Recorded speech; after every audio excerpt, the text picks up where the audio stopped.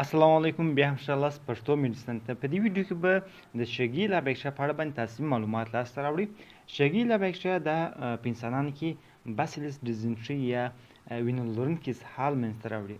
شګیلا باکتریا هر کال 15 لکه کیسونه په یونایټډ سټیټ کې د اسهال منځته راوړي. نو زه باید موږ پوه شو چې شګیلا باکتریا څه ډول باکتریا ده او په کوم میکانیزم په انسانانو کې وینه لرونکي اسهال منځته راوړي. کچیری د باکتریا و عمومي تقسیم بندي جدول ته وګورو نو شګیلا باکتریا دا ګرام نیګیټیو راشکله باکتریا ده کوم چې خپل مرضي په هضمي جهاز کې منځته راوړي. نو شګیلا باکتریا یو ګرام نیګیټیو باسیل باکتریا ده چې جسامت یې د 1 څخه د 3 مایکرون متر پورې رسیږي.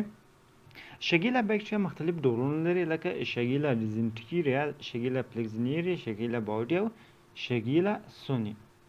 مهم خواص د شګیلا باکتریا دا دي چې دا لکتوز کانت تخمر نه ورکوي، هایدروجن سلفیډ غاز نه تولیدوي، همدارنګه دا باکتریا فلاجیل نه لري، نو حرکت هم دا باکتریا نه لري. که چیرې پاتوجینیسیس ته د شګیلا باکتریا د راسو نو دا باکتریا انسان ته د خولې د لارې انتقالیږي او یو پیک او روټ لري، یعنې د مواد غایطه څخه د محیط خارجیږي او د محیط څخه برته د خولې د لارې انسان بدن داخلیږي. مهمه خبره دا ده شګیلا باکتریا کې چې دا انفیکشن ډوز ډیر کم دی.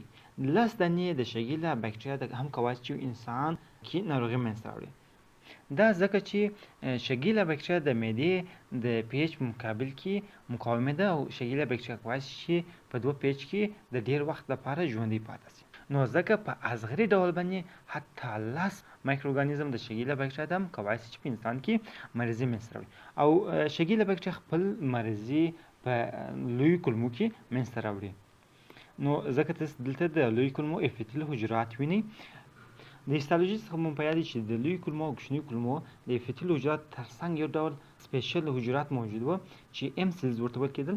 دا حجرات څه کار کوي؟ دا حجراتو د افیکل سرفیس یا د لومین د خوا د سطحې څخه مختلف انټيجنونه او میکروبونه د ترانسایتوزیس د عملیې په واسطه باندې سب مکوزا برخه ته رسول ترڅو دا حجرات و مایکروفاجونه یا معافیتي حجرات ته وروپیژني او ترڅو چې دغه معافیتي حجرات د دغه انټيجنو او میکروبو په مقابل کې عکس العمل وښیي.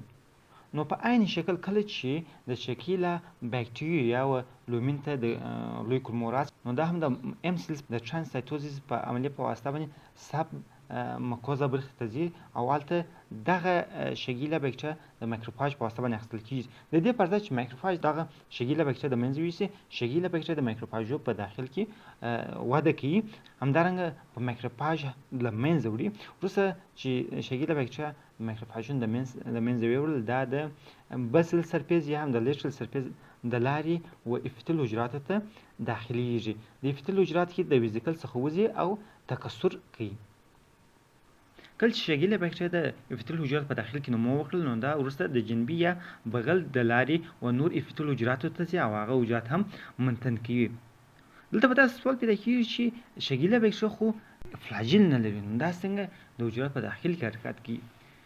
شګیلا باکتریا د افیتل حجرات په داخل کې د اکټین مالیکولو څخه ځان ته فایبرونه یا لکۍ جوړوي چې دغه اکټین فایبرو په واسطه باندې د حجرات په داخل کې حرکت کوي.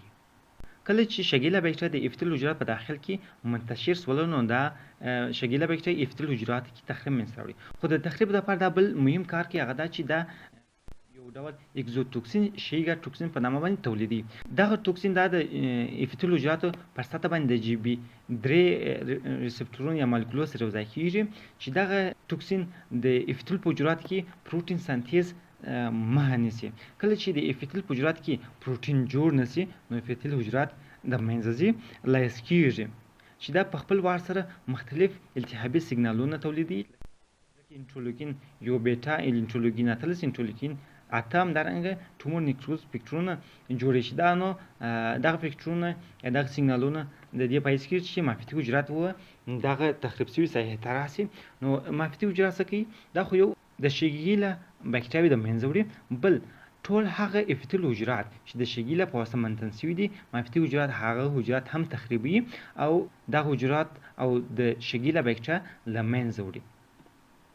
کله چې د شګیلا باکتریا او د معافیتي حجرات په واسطه باندې یو ډیر لوی تخریب منځته راسي په لوی کولمو کې نو دا په لوی کولمو کې د زخم باعث کیږي. د دې ترڅنګ د لوی کولمو د حجراتو څخه مایعات لومین ته راوځي. همدارنګه دلته دا چې تخریب منځته راغلی دی نو وینه هم لومین ته راځي چې دا د دې باعث کیږي چې په یو انسان کې وینه لرونکي یا خوني اسهال منځته راسي. نو په دغه میکانیزم سره شګیلا باکتریا په انسان کې بسیلر ډیزنټري یا خوني اسهال منځته راوړي. که چیرې کلینیکل فایډینګز ته راسو نو شګیلا باکتریا د 1 څخه تر 4 ساعته پورې انکیوبیشن پیریډ لري چې دغه لاند انکیوبیشن پیریډ وروسته دغه شخص ته تبه پیدا کیږي، د نس دردونه پیدا کیږي، همدارنګه اسهال پیدا کیږي. په اول وختو کې په مواد غایطه کې یوازې اوبه لیدل کیږي چې وروسته بیا په مواد غایطه کې وینه لیدل کیږي، همدارنګه مخاط او چرګ لیدل کیږي. د شګیلا باکتریا په واسطه باندې رامنځته شوی اسهال د 2 څخه تر 3 ورځو په جریان کې خپله جوړیږي. لابراتوار ډیاګنوز ته که راسو نو موږ کولی شو د شګیلا باکتریا د پار سامپل د سټول څخه واخلو په لاندې میډیاو کې لکه مکونکي میډیا، نیوټرین اگر او اس اس یا شګیلا سلمونی اگر کې موږ کولی شو دا باکتریا کلچر کو. که چیرې په مکونکي میډیا کې موږ شګیلا باکتریا کلچر کو نو دا یو بې رنګه کالونیان جوړیږي ځکه چې شګیلا باکتریا لکتوز کان ته تخمر نشو ورکوی. نو تاسو په د عکس په راسته طرف کې د شګیلا بې رنګه کالونیانې لیدای شي.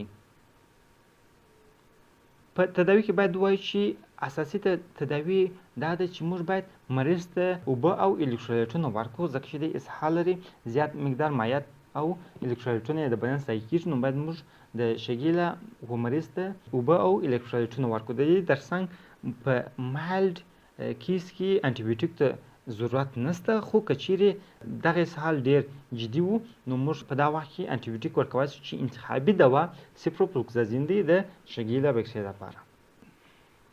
د شګیلا باکتریا موږ مخنیوي په لاندې طریقه کولی شو. اول دا چې موږ فاضله اوبه او کثافات په صحیح ځای کې واچوو، اوبه پاکې اوبه وڅښو او اوبه د کلورینایزیشن یا جوش په واسطه باندې پاکې کړو. همدارنګه باید موږ شخصي حفظ الصحې ته متوجه اوسو. د شګیلا باکتریا لپاره تر اوسه پورې کوم واکسین موجود نه دی. نو ډېر مننه چې ویډیو مو در پای پورې وکتل. که چیرې غواړئ نور ویډیوګانې وګورئ نو زموږ پښتو میدیسین چینل په یوټیوب کې د سره سبسکرایب کړئ، همدارنګه زموږ پښتو میدیسین پیج په فیسبوک کې هم د سره لایک کوای شئ. که چیرې سوال پیشنهاد لرئ نو زما سره په کمنټ سیکشن کې شریکوای شئ. در بلې ویډیو پورې د خدای په امان.